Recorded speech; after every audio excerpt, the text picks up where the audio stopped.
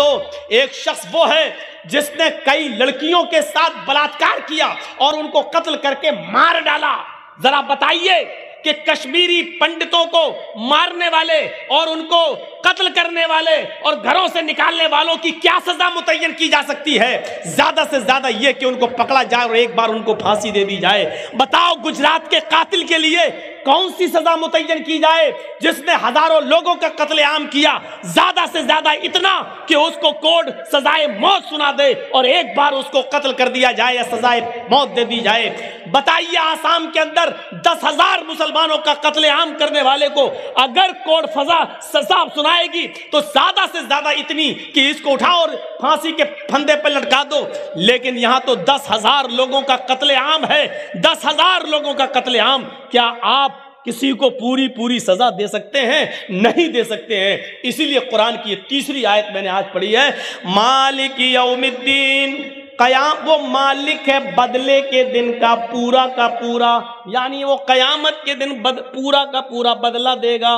اگر آپ نے 100 آدمیوں کو مارا ہے، 100 آدمیوں کا قتل کیا ہے، تو آپ کو دنیا میں ایک بار قتل کر کے ایک آدمی کے قتل کی سزا دے دی گئی ہے۔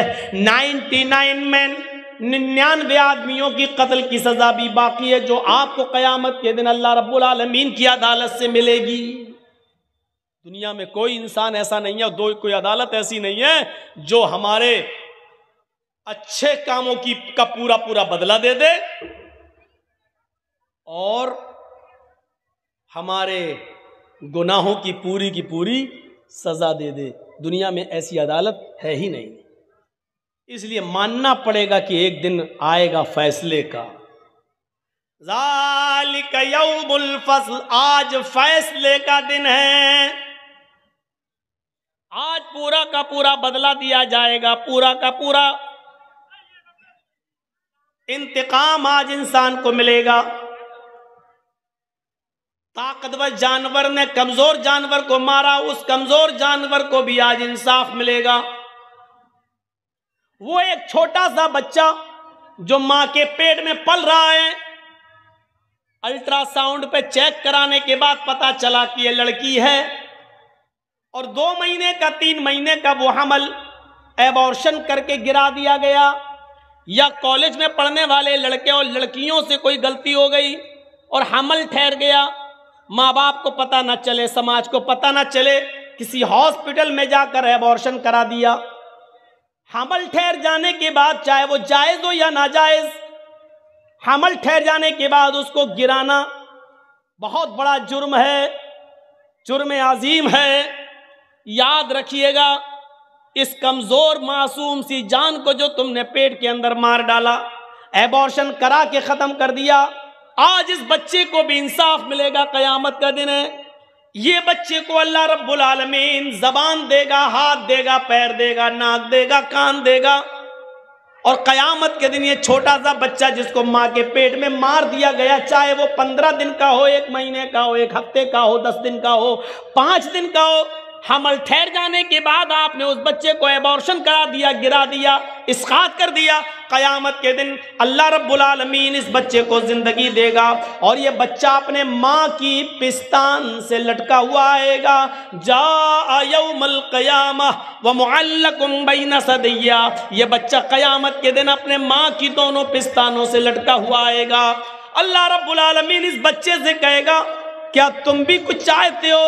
تمہارا بھی کوئی مسئلہ ہے، تمہارا بھی کوئی کوشچن ہے؟ وہ بچہ اپنے ماں کی پستان چھوڑے گا، یقول، اور اللہ سے شکایت کرے گا، ہاذی امی قتلتنی، اللہ یہ میری ماں ہے جس نے دنیا میں مجھے مار ڈالا تھا، اللہ یہ میری ماں ہے جس نے دنیا میں مجھے قتل کر دیا تھا، اللہ یہ میری ماں ہے جس نے دنیا میں مجھے مار ڈالا تھا، اے اللہ یہ مجھے اپنے پیٹ میں جگہ نہ دے سکی، اے اللہ دنیا میں وجود میں آنے سے پہلے اس نے مجھے ختم کر دیا، اے اللہ آج تو میری ماں کا مت بن، اے اللہ جس طرح اس نے میرے ٹکڑے ٹکڑے کر کے مجھے نیکی اور نماز اور روزے رکھنے کا اور پڑھنے کا موقع بھی نہیں آنے دیا اور اس سے پہلے مار ڈالا، اے اللہ آج تو میری ماں کو بھی جہنم کے اندر پھینک دے۔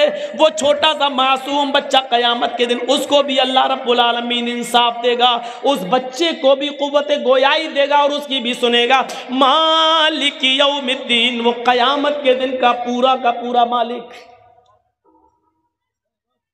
जोड़ दिया कुरान की इस आयत ने। बहुत आसानी के साथ हम लोग जाते नमाज में, इमाम साहब ने कहा अल्लाहु अकबर, हमने कह दिया अल्लाहु अकबर, इमाम साहब पढ़ दिए अल्हम्दुलिल्लाह रब्बिल आलमीन अर्रहमानिर रहीम मालिक यौमिद्दीन इय्याका नअबुदु व इय्याका नस्तईन, और जैसे का गैरिल मग़ज़ूबि अलैहिम वलद्दाल्लीन, हमने कह दिया आमीन।